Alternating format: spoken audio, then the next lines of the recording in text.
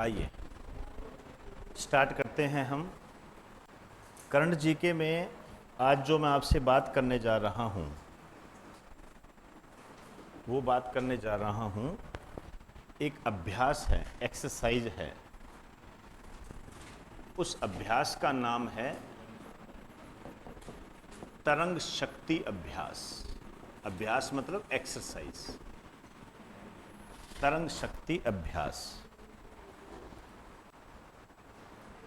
तरंग शक्ति अभ्यास है, ठीक है। अब ये जो तरंग शक्ति अभ्यास है ये क्या है, मोस्ट इंपॉर्टेंट है, ठीक है। आइए अब देखिए, 2 मिनट मेरी बात सुन लीजिए। ये इसलिए इम्पोर्टेंट है, वैसे भी तो देखो सैन्य अभियान है, इम्पोर्टेंट होगा ही होगा, हम करेंगे बात इसकी। लेकिन इसकी बात को शुरू करने से पहले मैं एक क्वेश्चन बताऊंगा, और वो क्वेश्चन आया है आईएएस प्री 2024 के अंदर, ठीक है। इसके अंदर क्वेश्चन आया है। अब मैं उस क्वेश्चन पे वैसे नहीं जा रहा, कैसा क्वेश्चन है वो आप जाके किसी भी, आजकल तो मिल जाता है, मिल जाएगा आपको, उसको आप क्वेश्चन को देख सकते हो।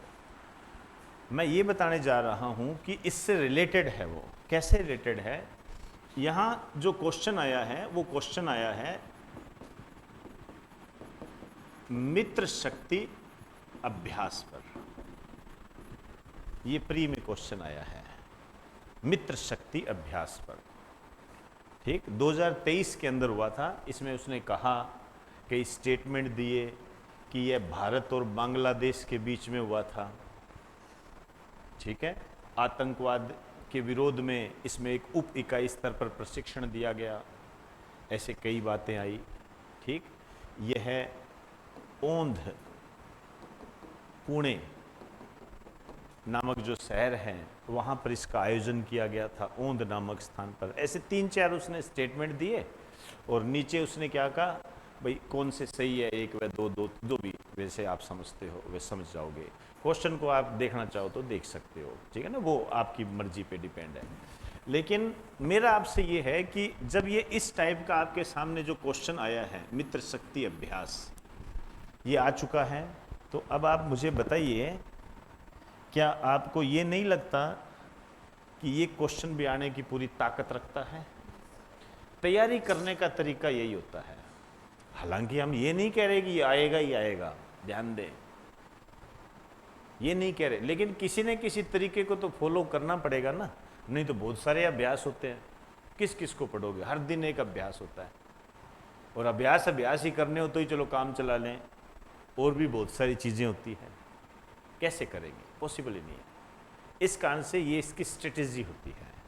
तो आप मेरी बात ये समझ गए होंगे कि ये क्यों महत्वपूर्ण है। तो सबसे पहले हम इसकी बात करेंगे, क्योंकि अब उसकी बजाय ये ज़्यादा ताकतवर हो गया, ये आने वाला है, ठीक है। इसकी पूरी उम्मीद बनती है। आइए, एक तो ये वायु सेना का अभ्यास है,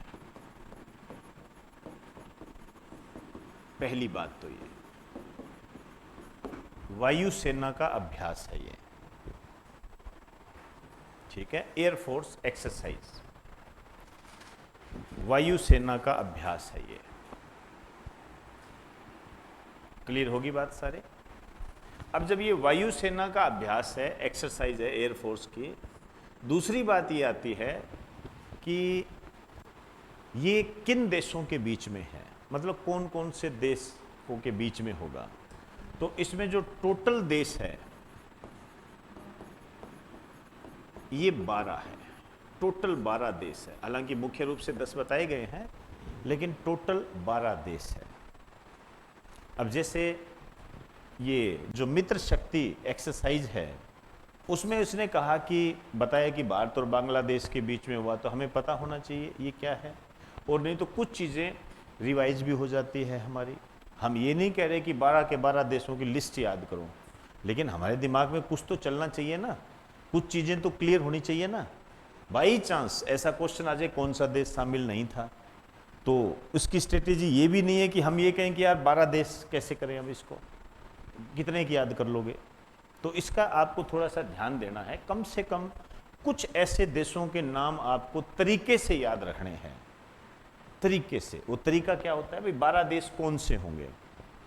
इसके अंदर जो 12 देश है, आपने कभी नाम सुना होगा क्वाड। क्वाड क्वेश्चन मैंने भेजा भी था आपको एक, ठीक है। ये क्वाड क्या है? ये 4 देशों का एक संगठन है, ऑर्गेनाइजेशन है। समझते हो आप इसको? 4 देश आते हैं, उसका ऑर्गेनाइजेशन है ये। अब इस 4 में कौन कौन से आते हैं? रुक जाओ, आप बताओ बेटा। भारत, ऑस्ट्रेलिया, जापान और बताइए कौन हो सकता है? थोड़ा अंदाजा लगाइए। कोई महाशक्ति हो, यूएसए होगा, अमेरिका होगा, ये आता है इसके अंदर। अब ये क्वेश्चन नहीं आया हुआ, मैंने भेजा था ना आपको कि क्वाड में कौन कौन से देश शामिल है। अभी जो आपका एग्जाम हुआ था एक फर्स्ट ग्रेड का, उसके अंदर आया था, मैंने आपको टेलीग्राम पे भेजा भी था वो क्वेश्चन। बीएड वाले के अंदर भी आया था ये, और ये पहले भी आ चुका है। और याद कीजिए, जहाँ मैंने आपको महासागर करवाए थे वहाँ पर इसकी डिटेल दी थी, और अकेले इसकी डिटेल नहीं दी थी, इसके आसपास जो और भी संगठन थे उनकी भी डिटेल दी थी। हाँ, वो सारे बना के आपको बताए थे। ये है इसके अंदर। अब इसके अंदर यूरोप के कुछ देश हैं। अब यूरोप में तो बहुत सारे देश हैं, लेकिन जो महत्वपूर्ण देश है, जो मतलब वायुसेना का दमखम रखते हैं, वो कौन से? ऊपर से जब आप चलोगे तो आपको ब्रिटेन मिल जाएगा। ब्रिटेन के नीचे जब आप आओगे आपको फ्रांस मिल जाएगा। फ्रांस के साइड में जब आप देखोगे जर्मनी मिल जाएगा।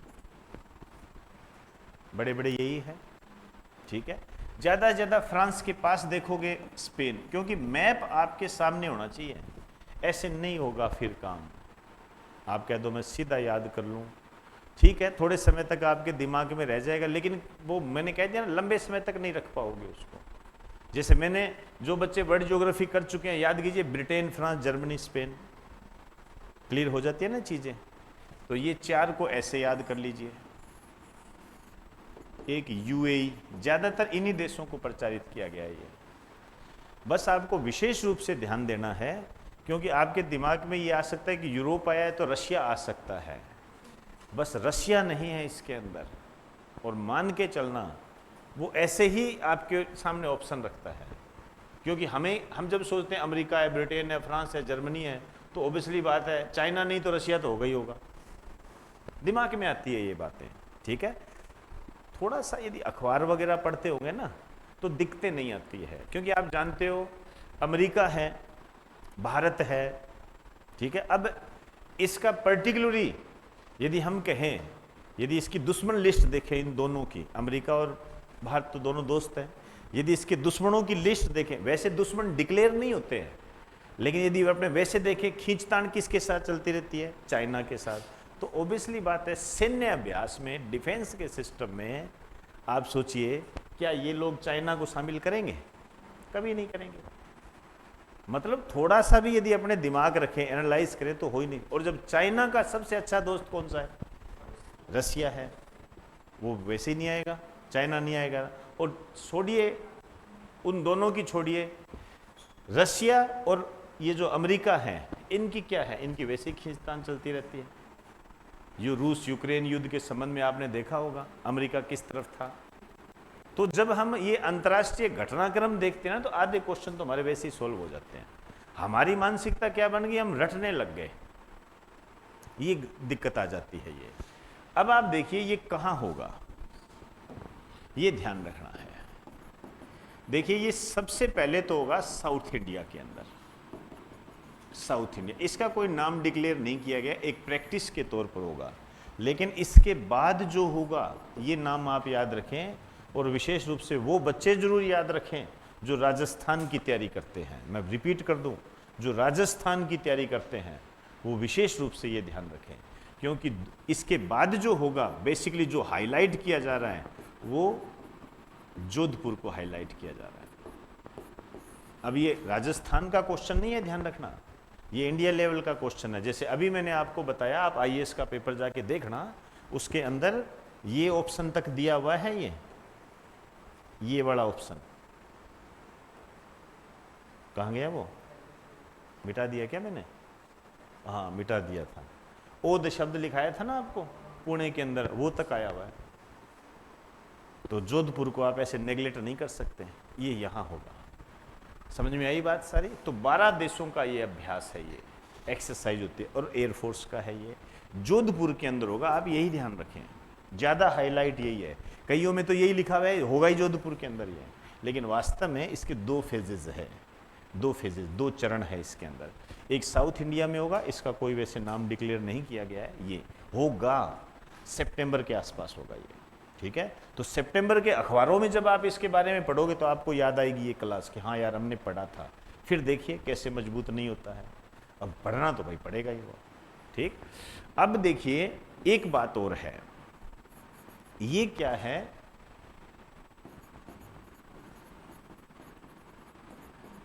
रेड फ्लैग, रेड फ्लैग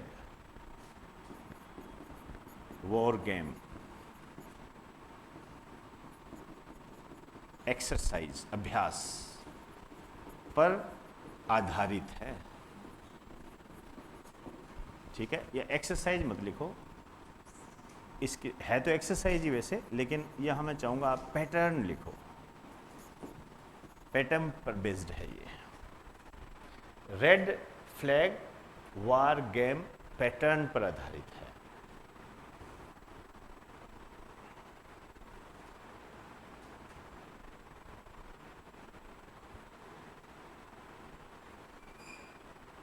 चलें, अब हमें थोड़ी सी इसके बारे में जानकारी प्राप्त करनी पड़ेगी।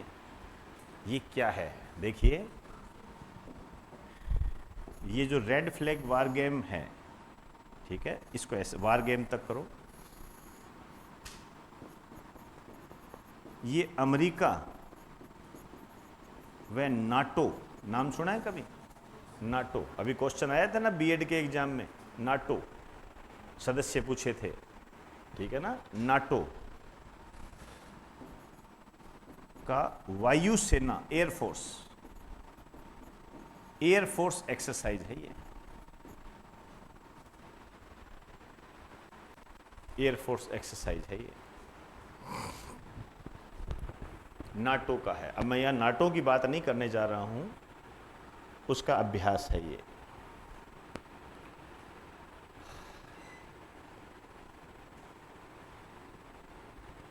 चलें, अब ये जो अभी अभ्यास हुआ था ये वाला, ठीक है ना, इसके नीचे लिखिए, आप यहां लिखिए, इसके नीचे लिखो।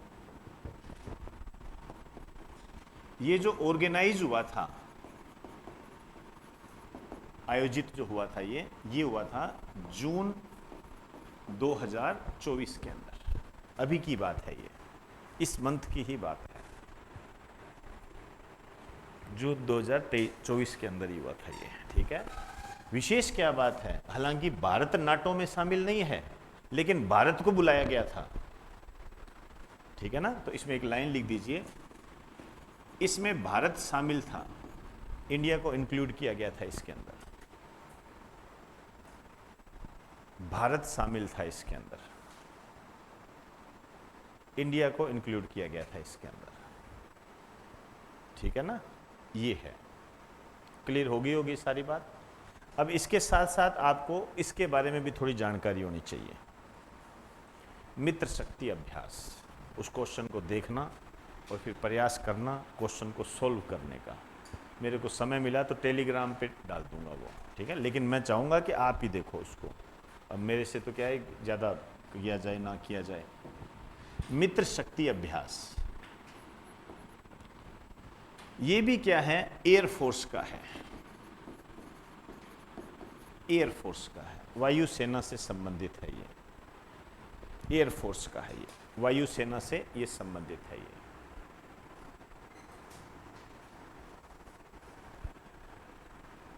ठीक है, आइए,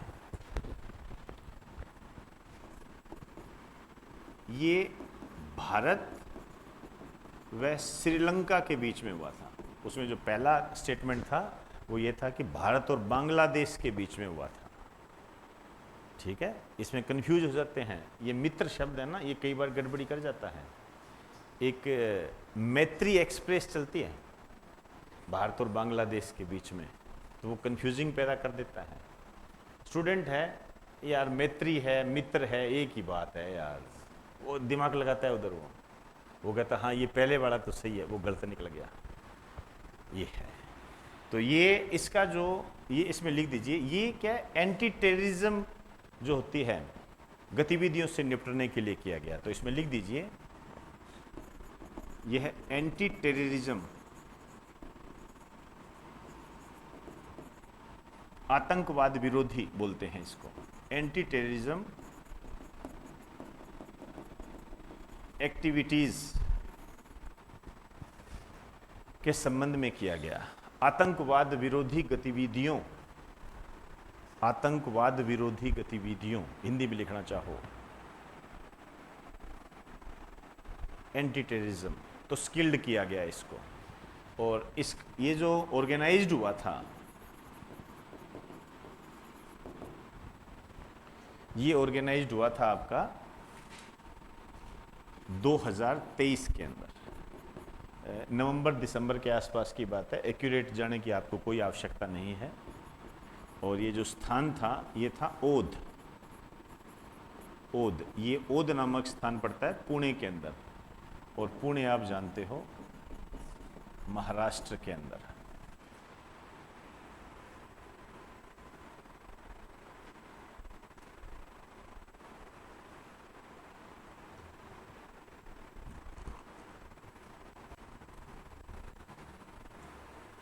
चले आइए देखो, वैसे तो बहुत बार आपको बताया हुआ है, लेकिन यहाँ थोड़ी सी चीज क्लियर कर दूं।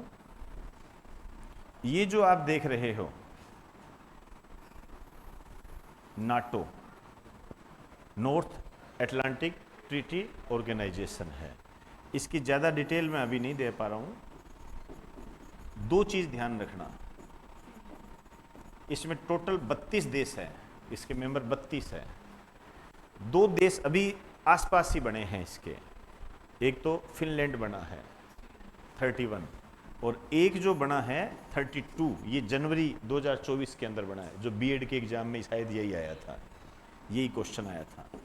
तो ये ऐसे बेटा क्या होते हैं, ये रिपीट होते हैं ये क्वेश्चन, और मैंने कहा था कि ये आने लायक क्वेश्चन है। ये सदस्य देश तो स्वीडन वाला है ये, तो कोई ज़रूरी नहीं है। ये मेरे हिसाब से दिसंबर नवंबर 2023 के आसपास हुआ था, और ये जो हुआ था ये जनवरी 2024 के अंदर हुआ था। डेट याद रखने की जरूरत नहीं है, लेकिन नए नए जो मेंबर हैं वो पता होना चाहिए। आपसे ये भी पूछा जा सकता है कि नाटो में कुल कितने सदस्य देश हैं, ठीक है ना, 32। ये अब और इम्पोर्टेंट हो गया है, याद कीजिए। मैंने आपको थोड़े टाइम पहले, थोड़े टाइम क्या, मुझे लगता है 2-3 दिन पहले की बात है, मैंने आपको बताया था कि जो रूस के राष्ट्रपति हैं और जो नॉर्थ कोरिया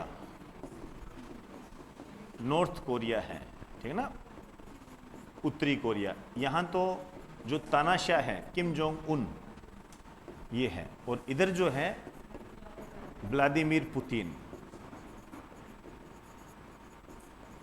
ये दोनों आपस में मिले थे, और यहाँ एग्रीमेंट हुआ था, समझौता हुआ था, जिसमें ये कहा गया था कि जो नॉर्थ कोरिया है ये रशिया को वेपन्स देगा, हथियार देगा, इसके बदले में ये इसको टेक्नोलॉजी देगा। याद कीजिए मैंने आपको बताया था, ये जो वास्तव में मिले हैं ये मिले हैं नाटो के कारण, क्योंकि नाटो एक सैन्य संगठन है। नाटो का मेन प्रिंसिपल क्या है, सिद्धांत क्या है, यदि नाटो के किसी मेंबर पर आप अटैक करोगे तो इसका मतलब आपने 32 देशों पर अटैक किया है, इसको अर्थ यही माना जाएगा। सेम यही बात यहां पर इन्होंने कही है। अब ये धीरे धीरे जो देश है, जैसे ये रशिया के हैं, ये व्लादिमीर पुतिन है, ये फिर वियतनाम भी गए थे, वहां भी इन्होंने इसी तरीके की बात कही कि हमें एक होना पड़ेगा क्योंकि उधर एक है। आप सोचिए वर्ल्ड में क्या चल रहा है, ये अपना गैंग तैयार कर रहे हैं, ऐसे समझिए आप। उधर गैंग तैयार है पहले से ही नाटो से, ठीक है, भारत दोनों का है, आप देख लीजिए है ना सारा, भारत दोनों का है। अमेरिका के साथ तो वहां देखो कैसे कर रहे हैं, और रशिया के साथ भी अच्छा है, ऐसा कुछ नहीं है। नाम, कभी नाम सुना हो, नॉन अलायंस मूवमेंट, गुट निरपेक्ष आंदोलन। भारत जो होता है ये गुट निरपेक्ष की नीति अपनाता है, ये कहता है भी हमारा कोई दुश्मन नहीं है, हम सभी के दोस्त हैं। अभी जब रशिया पर संकट आया था, युद्ध चल रहा था, तो रशिया से सभी ने तेल खरीदना बंद कर दिया, अमेरिका के कहने पे कर दिया बंद। लेकिन अब सबने बंद कर दिया तो माल सस्ता हो गया ना, फिर भाई कोई खरीदेगा नहीं तो सस्ता हो गया, ऑफर निकलने लग गए 60% ऑफर, 20% ऑफर, ये निकलने लग गए। तो भारत कहता मेरे को दे दो, तो भारत ने सस्ते में तेल खरीदा था रशिया से। तब अमेरिका ने कहा था कि आप ये मत खरीदिए, तब भारत कहता नहीं, हमारी आपसे बात हुई है, हम ऐसे मामलों में दखलंदाजी नहीं करेंगे, क्योंकि पहले से है ना भी, ना हम आपकी तरफ है ना हम उसकी तरफ हैं, हम विकास की तरफ हैं, इसलिए हमारी तो नीति यही है। आप हमारी नीति से कैसे हमें डिगा सकते हो? यदि हमें होना होता तो आपके गुट में हम वैसे ही शामिल हो जाते हैं, लेकिन हम नहीं करते ये बात, तो इसका फायदा दोनों में उठा लेता है ये। तो ये कुछ नीति रियल में बहुत अच्छी नीति है। आज़ादी के बाद ही हमने ये नीति अपना ली थी। जवाहरलाल नेहरू थे, एक दो और थे, 4 राष्ट्राध्यक्ष थे, मैंने करवाया भी था आपको पॉलिटी के अंदर। तो उसमें वो जो थे, इन सब ने मिलकर कहा था हमारा कोई ग्रुप नहीं है, हमारा एक ही ग्रुप है, विकास, और उसी पे हम रहेंगे। यदि आप ये कहते हो कि इसके साथ लड़ाई करनी है, हम नहीं कर सकते, और वो भी कहता है इसके साथ लड़ाई करनी है, तो भी हम नहीं करेंगे। अब होता क्या है, जो तटस्थ होता है ना, तटस्थ मतलब क्या होता है? न्यूट्रल। जो न्यूट्रल होता है वो उसको फिर कोई छेड़ता नहीं है, जैसे अरे यार इसका क्या, ये तो सभी का ही है। समझ में आई बात सारी? ये है सारी चीजें। शायद मेरी बात समझ गए होंगे आप। ठीक है, चलिए इसमें इतनी ही बात करेंगे।